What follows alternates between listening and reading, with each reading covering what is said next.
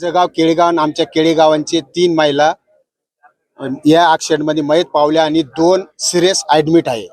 एकूण 7 लोक आहे, निधवण्याचे 4 आहे. आम्हाला गावाच्या वतीने एवढंच सांगायचं, जे याच्यात आमच्या 3 महिला वारल्या ह्या अत्यंत गरीब कुटुंबातल्या आणि त्या कुटुंबातल्या त्या एक स्वतः त्यांच्यावरच ते कुटुंब चालायचं. तर आम्ही जोपर्यंत याची आम्हाला काहीतरी निर्णय लागत नाही किंवा आता उद्या आम्ही PM सुद्धा होऊ देणार नाही.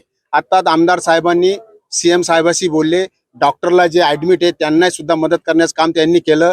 पण जे मयत आहे आज यांचा आम्ही याचा संबंधित गुत्तेदाराला बोलून त्याच्यावर सुद्धा मनुष्य वधाचा गुन्हा दाखल करून त्याच्याकडून मदत शासनाची मदत मिळेपर्यंत आम्ही हे इथून हे मरत पेशंट इथून हलणार नाही आणि त्यांची मौत सुद्धा करणार नाही. आमच्या गावकऱ्याच्या वतीने एवढं सांगतो. कैलास रामकिसन मदन, कैलास तात्या मदन.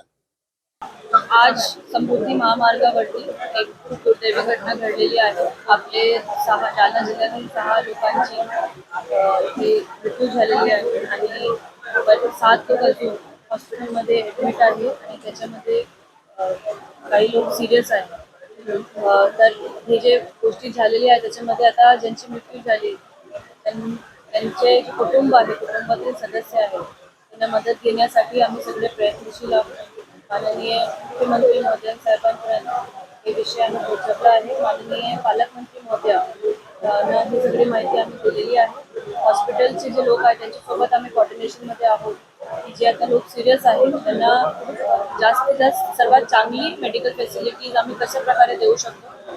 आणि आता आमचे पूर्ण फोकस त्यांचे हेल्थवरती आहे की त्यांना कशा प्रकारे बेस्ट फॅसिलिटीज देऊन आम्ही ट्रीट करू शकतो. मी सगळ्यांना आश्वासन देऊ इच्छिते की प्रशासनातर्फे जे काही सर्वात चांगली मदत आम्ही करू शकतो आम्ही ती मदत करणार आहोत. जालना में समृद्धि महामार्ग पे कुछ कामगार जो काम करने के बाद जाने के लिए साइड लेन में खड़े थे, पीछे से एक ट्रक ने उनको लेन चेंज किया और उनको पीछे से धक्का मतलब धड़क दिया है, जिससे 7 लोगों की दुर्दैवी मृत्यु हो गई है।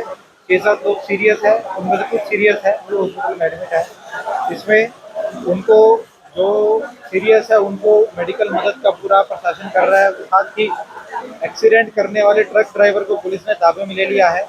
उस पर सदोष मनुष्यवध कल्पेबल होमिसाइड का गुना रजिस्टर करके आगे उसको अरेस्ट करके कार्रवाई पुलिस कर रही है। साथ ही जो कॉन्ट्रैक्टर के ये वर्कर थे उसने अगर कोई जो सिक्योरिटी लेना चाहिए था इनकी देखभाल के लिए, अगर उसमें उसकी भी कुछ चूक पाई गई तो उसके ऊपर भी कानूनी कार्रवाई की जाएगी।